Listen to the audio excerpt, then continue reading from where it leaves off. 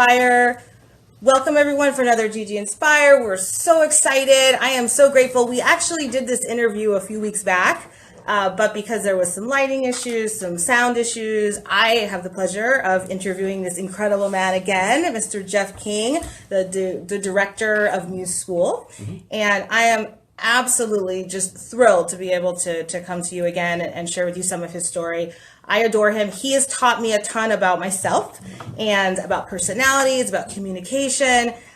He has really blazed the trail across the country and definitely in California with the innovative things that they're doing at this school. So I am just so grateful to be able to share some of his story with you. And we're going live on ours, and we're also going live on the Muse Facebook page. And this is just going to be awesome. And we're going to be sharing this. So please, jump on, share this with other people. I talk about entrepreneurship all the time.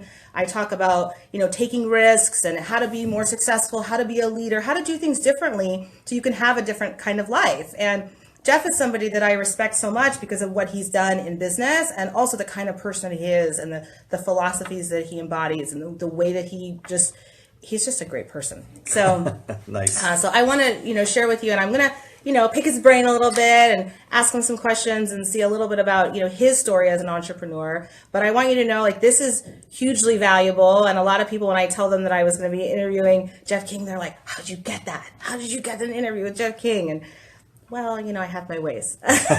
My daughter actually goes to this school, and when I learned about the way that this school operates and how they do things, it was all really through Jeff. That was really the only experience that I had, and I was introduced to this school by a mentor of mine, Jamie Villalobos, and she found that she was able to have her daughter here and learn a lot of different things about how to communicate better and how to be more effective when you're communicating with others. And that's why, I was introduced to Jeff, and we had a class where we learned a lot about it. So I am wanted to hear more of your story, and I want you to share with everyone your story about being an entrepreneur. So how did you come to become an entrepreneur? Was Muse your first venture as an entrepreneur, or did you start a different way? No, I was a psychotherapist for a decade, and I started. I was fairly young. I was about 24, 25, and it's funny. I don't tell people. I didn't realize I could actually do everything. I didn't realize I could do everything. I could do anything I wanted until I was like 30.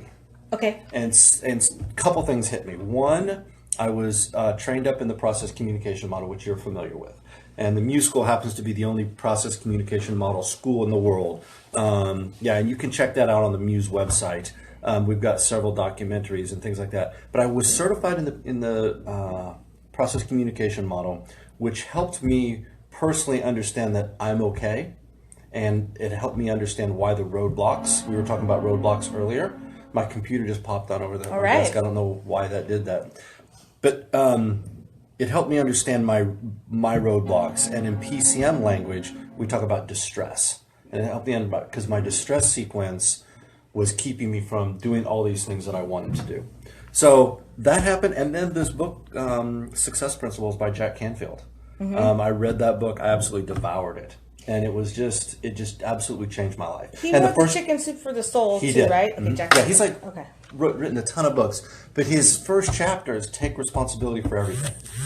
So I remember I was practicing as a psychotherapist, and I would get up every morning at like 5 or 5:30, and I would go to this Greasy Spoon in Kansas to have coffee and breakfast, and I would take my journal, and I would have Jack Canfield, because I was like, I want to be bigger. I want to do something way bigger. And I wanted it to be around communication, specifically the process communication model. And I got so inspired by all that my partner, a partner of mine, the guy that I co-authored my book with, we just quit our jobs one day.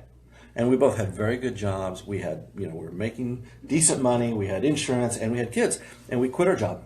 And everyone thought you were crazy. And people thought we were crazy. That will happen when you're an entrepreneur. People think you're nuts. Yeah, because you have. And so then we started a company, and we started a company in October of 2008 at the height of the recession, when no one was giving any loans, and we got turned down for loan after loan after loan after loan. We signed one contract with Cessna in Wichita, Kansas, which helped us get through the year. And then after we got through our first year, I think we grossed $1 million in 16 months or something like that. And neither one of us are business people. So I think one of the myths around entrepreneurship is you have to be a business person. You do not have to be a business person. I would say sometimes the best entrepreneurs and the best business people are not business people, because they put themselves in these boxes. But the other thing is you have to understand what your risks are, because some people just don't have that entrepreneurship in them, and that's okay.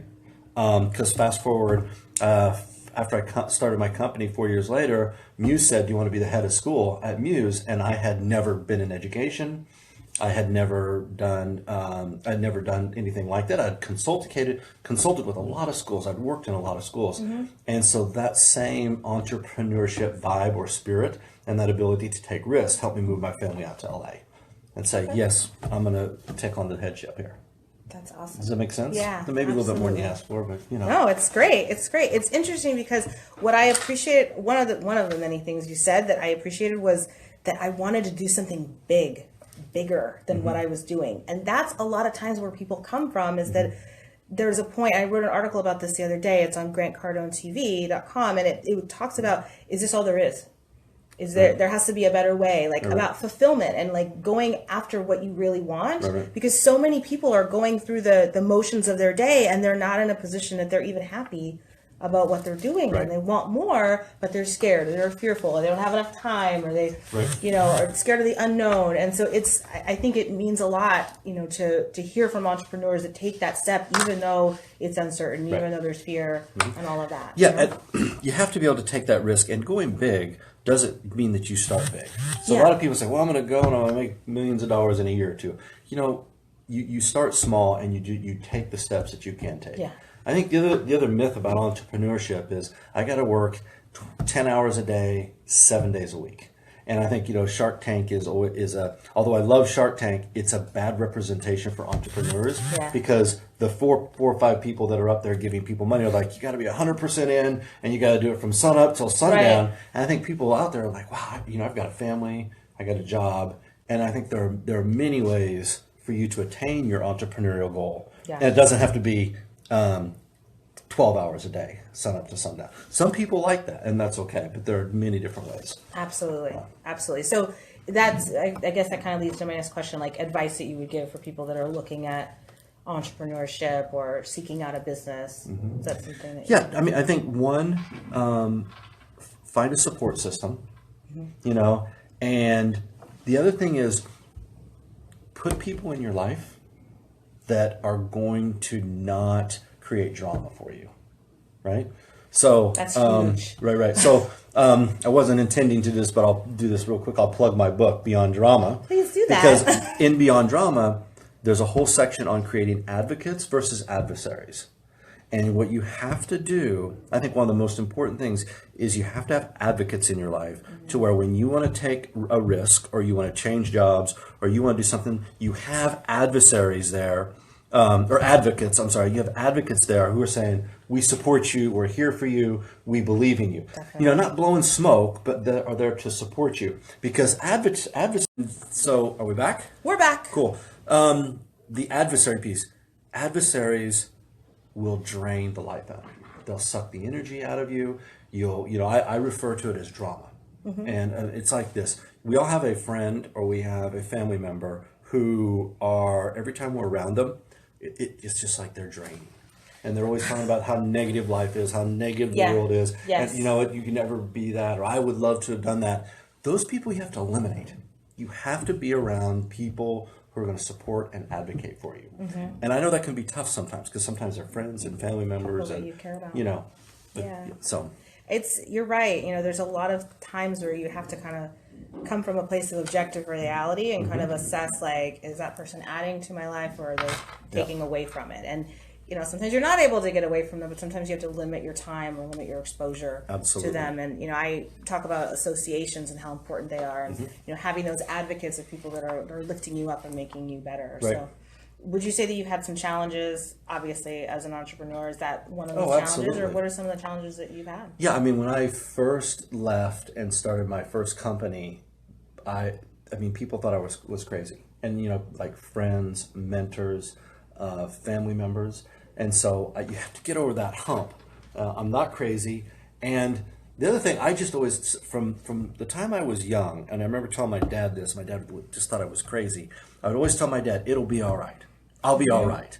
And I remember he would say, no, it won't, because you blah, blah, blah, blah, blah, blah, blah. And I remember when I took that jump and quit my job, in my brain, it was always like, I'm going to be okay. I will figure it out. I will figure it out. So the roadblocks are not listening to others. For the roadblocks for me were other people. So I had to train myself not to listen to other people and listen to myself. You know? Yeah, absolutely. And I think a lot of people who go into entrepreneurship also try to bite off too much. It's okay to start small. Yeah. It's okay to chunk it out. You don't have to just do the whole thing in the first 6 months. Yeah, absolutely. Absolutely.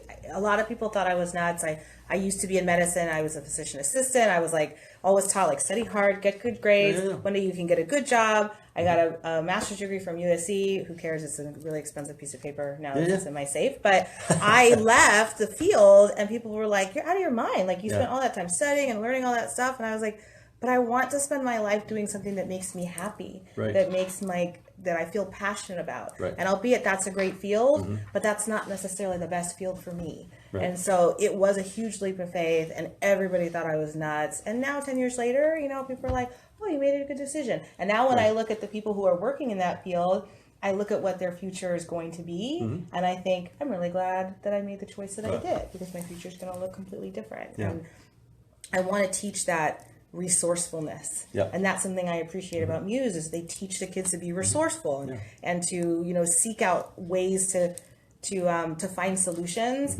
without just going to the teacher or without just going to your parents or what have you. Because when I look back at my college education, and I hope nobody gets upset about this, but sorry, the biggest thing that I get from it is how to be resourceweful. Yeah, like for all sure. my degrees are like how I learned how to be more resourceful with myself. So yeah, it's just so interesting. So if I have an interesting question, and I hope that a couple of people have questions also, but if you were going to start another business, what would it be? Like, or what would you say is, other businesses that interest you? That's a really good question. I have no idea the answer to that. And the reason I have no idea is because I am so passionate about Muse School right now. Yeah. Because I'm able, that what you just said about your journey, that's the type of education that we're providing our students. So our students are learning to be resourceful. They're learning to be open. They're learning to be persistent. And, we have students right now who we're able to teach to be entrepreneurs. And we're able, because of our philosophy, we're really able to nurture that thinking at a young age. So you and I kind of came to it a little bit older because we had to go through the traditional kind of method and the traditional thinking, whereas the students here at Muse, they're not going to have some of the baggage that you and I and that we all have. And so starting another business to me right now is, it's not something that's on my brain because, well, I shouldn't say that because I am trying to think. We are thinking about starting Muse Global. So there you go. There we go. So that's a group effort to start global schools around the world. But that's a few years off. Speaking of not taking the whole enchilada, that's like one step at a time. Yeah, it's phenomenal. I love it. I'm so excited about that. And how nice is it to be in a position that you can appreciate what you do that much. So you're so passionate about what you stand for and what you're doing. I bet all of us out there and all of us here know so many people that wish they felt that way about what they do. Right. Right? Yeah, right. And there's I know a handful of people that get up every morning and their heart sings because they're excited about where they're going. Yeah. And so most people have that drive. And if you know people that are in a position that they want something else or they want more, like share this video, put this out there so that other people can see that they have opportunity as well. Maybe it's not my field, maybe it's not Jeff's field, but it's going out and finding what is it that really makes me happy? What am I in the best mood doing? And find a way to spend your time doing that, and take the little steps that you need to along the way. Mm. So I'm just super excited, and I guess I should think of a couple more questions for you. Yeah, I would say stay passionate. Yeah. If you can stay passionate, because for me, the big jolt for me to take that step to start a business was, I was going into work and I was like, I'm not happy. This Yep. is, I loved some of the things that I did, but I wasn't happy. So I had to really examine that for myself. And, so staying passionate, I believe, personally, is the most important thing. For some of you watching this, can contact G. She knows about the process communication model. Absolutely. Because she can hook you up and get some training around that. To me, that's so vitally important. And we've done a lot with your business. And you mentioned Jamie. I mean, being able to communicate is huge. So one of the things that happens when people come and tour this school, I always tell parents, I say, we're preparing your students for the jobs that don't exist yet. Right. Because technology Right. is moving so fast. So at Muse School, we're able to teach a whole communication model to students, because what's not going to change is they're going to have to communicate with people. Now, we don't know what the industry is going to be like. We don't know what the Right. technology is going to be like. We don't know what the interface is going to be like. But if students can communicate and students can learn how to manage their own distress so they can make good decisions, they can be very flexible and nimble in that work environment that we have no idea what it's going to look like. Right. Right. So I was just talking to a friend of mine. He's like, the largest car company in the world right now doesn't own a car. They don't own any cars. Uber.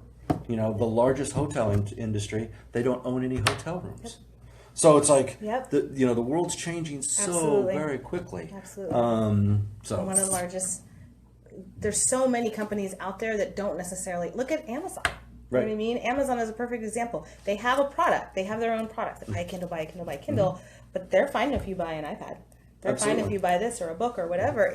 So it's distribution. It's become different. And now they're getting into like grocery stores and things like Right. that. And 10 years ago, that thinking was so counter, and there was only a handful of people that were actually thinking that way. So, and now it's chic. Now people are like, Yeah. yes, Yeah. I can be an entrepreneur. My side hustle can become a real hustle. absolutely. And then we got the millennials who are saying, I don't want to do the thing these Gen Xers and baby boomers are Right. doing. I want to have a couple part-time jobs. I don't want the Absolutely. house with the white picket fence with the 2 kids and the two. Yep. I want an apartment Want with a 3 different life. friends, and I'll do mass transit or whatever it is. But it's completely different. Yeah. But I think if you stay passionate, that's the key. And the other thing is, today's millennials, they're not staying with things. They do something for a few years and then they do something else. They get bored easy. I'm a Gen Xer. I was, every job I'm in, I'm like, I'm going to be there forever, And Me too. And then I went the other way. And then I decide not to. But the Gen X mentality is a little bit different than the millennials. Yeah. Yeah, for sure. And you know what? We were talking about it last time. I think we mentioned it, was that we have this kidpreneur program. It's not kidpreneur.